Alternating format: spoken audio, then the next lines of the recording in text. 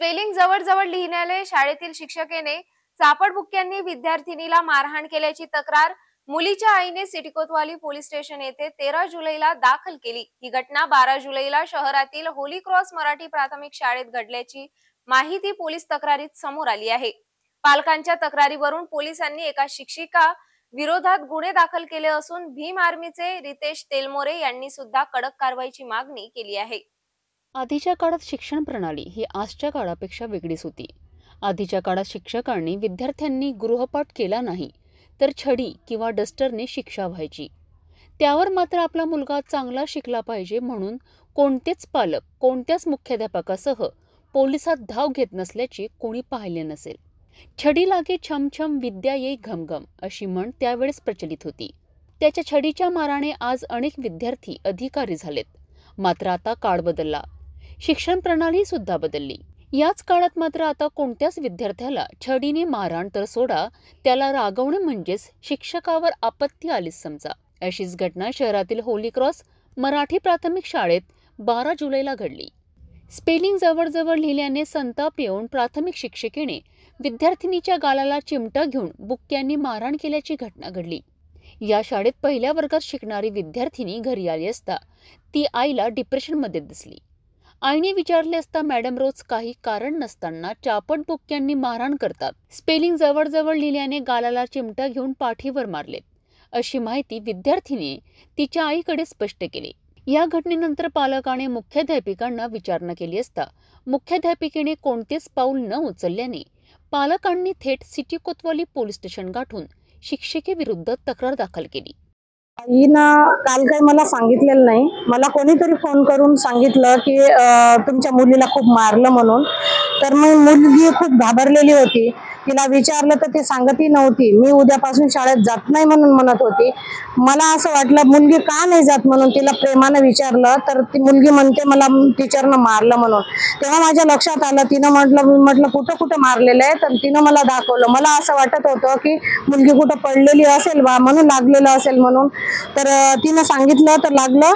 तर काल खूप जास्त होतं हे, पण आज मी शेकलं त्याला याच्यानं, तर त्याच्यानं थोडंसं डोळा दिसत आहे ना। तर काल खूप काळा डोळा झाला होता।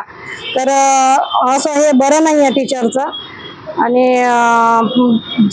शाळा जेव्हापासून सुरुवात झालेली आहे शाळेची फक्त 2 दिवस हे नाही केलं म्हणते। आणि त्याच्यानंतर असं मारणं सगळ्या मुली अशा हे झालेले आहेत की दहशतमध्ये आहे। परत आहे की एका मुलीला नाकातून रक्त निघेपर्यंत मारलं म्हणते। एक मुलगीचं पोट दुखत होता म्हणे, तर ती ऍडमिट आहे आता। त्याचे आई वडील काही आलेले नाहीये। आणि परत दुसऱ्या एक मुलगी आहे, दुसरी एक, तिला पाठीवर पूर्ण त्या मॅडमचं पूर्ण पंजा उमटलेला आहे म्हणे।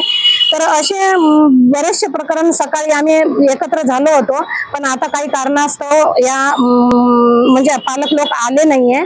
मुलीला क्रूरपणे वागणूक देऊन शारीरिक मानसिक त्रास दिल्याचा आरोप विद्यार्थिनीच्या आईने पोलीस तक्रारीत स्पष्ट केले आहे।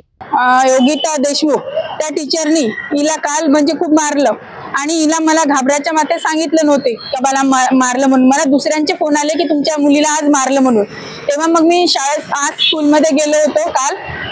तर मॅडमला आम्ही डायरेक्ट प्रिन्सिपल मॅडमला बोललो, तर प्रिन्सिपल मॅडमनी काही ऍक्शन म्हणजे आम्ही बघू म्हणे काय झालंय काय नाही, त्याच्यानंतर आम्ही तुमच्या संग बोलू म्हणे।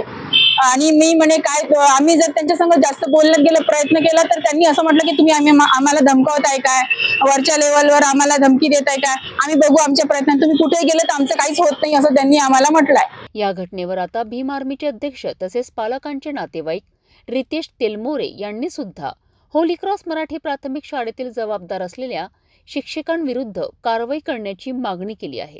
काल संध्याकाळी आम्हाला होली क्रॉस शाळेमधील काही नागरिकांची तक्रार आली की आमच्या मुलींना येथील एक टीचर आहे, त्यांचं नाव देशमुख असं नाव आहे त्यांचं, तर त्यांनी मुलांना विनाकारण मारले म्हणजे असं एका आणि 2 मुलांना नाही मारलं, तर त्यांनी पूर्ण क्लासमधल्या मुलांना ज्यांचं चुकलं त्यांना पण मारलेलं आहे आणि ज्यांचं नाही चुकलं त्यांना पण मारलेलं आहे। तर त्यासाठी ह्या मुली आहे माझ्यासोबत सगळे आलेले आहे, ते सध्या रिपोर्ट लिहित आहे। आपले PI साहेब सिटी कोतवालीचे जे वरिष्ठ पोलीस निरीक्षक आहेत ते त्यांची दखल घेत आहे।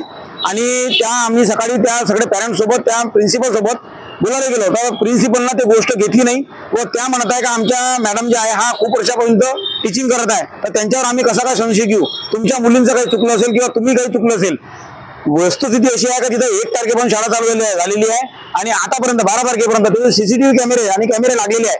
तर ते जर आपण पडताळणी केली असं आम्ही त्यांना म्हटलं पडताळणी करावा का तुम्ही यामध्ये तुम्हाला स्पष्टपणे दिसून येईल का तुमच्या टीचरची चूक आहे का मुलांची चूक आहे. चुका ह्या होत राहतात, ते लहान मुलं आहे, टीचरचं काम आहे का त्या चुकांसाठी तुम्ही त्यांना पनिशमेंट कशी करायला पाहिजे. आज आम्हालाही टीचरनं मारलेलं आहे, पण तेव्हाची वस्तुस्थिती आणि परिस्थिती वेगळी होती. आज मुलं खूप घाबरतात, आपण ओरडलो तर मुलं घाबरतात आणि हे टीचर लोक त्या मुलांना इतकं प्रेशराईज करतात. त्या मॅडमनी त्या मुलांना म्हटलं का तुम्हाला पूर्ण वर्षभर माझ्या हाती शिकावं लागेल, तुम्ही जर हे कुठं सांगसाल तर मी तुम्हाला पनिशमेंट करेल असं त्यांना त्या मॅडमवर आणि त्या तिथले प्रिन्सिपल आहे, त्या प्रिन्सिपल तिथलं पूर्ण प्रकरण दाबत राहतात नेहमी. त्यांच्याकडे खूप कंप्लेंट जातात, फक्त लेखी जात नाही आणि त्या दाबतात. आम्ही नंतर पाहू म्हणे, आम्हाला पण त्यांना आश्वासन दिलं का बा आम्ही हे प्रकरण सोमवारी पाहू म्हणून, पण आज आम्ही गेलो पण आम्हाला संशय आला आणि ते सीसीटीव्ही कॅमेरे असते आम्हाला असा संशय आहे का ते सीसीटीव्ही कॅमेरे त्या मॅडमनी फुटेज जे आहे ते डिलीट केले असतील. कारण की महिना पुढे 15 दिवसाचे सीसीटीव्ही फुटेज आहे, 12 तारखेपर्यंत पूर्ण पोलीस विभागानं हे तपासून घ्यावं व त्या मॅडम जे देशमुख मॅडम आहे व तिथली जे सिस्टर आहे प्रिन्सिपल आहे यांच्यावर कठोर कार्यवाही व त्या संस्थेवर कठोर कारवाई. आता वळूया पुढील बातमीकडे.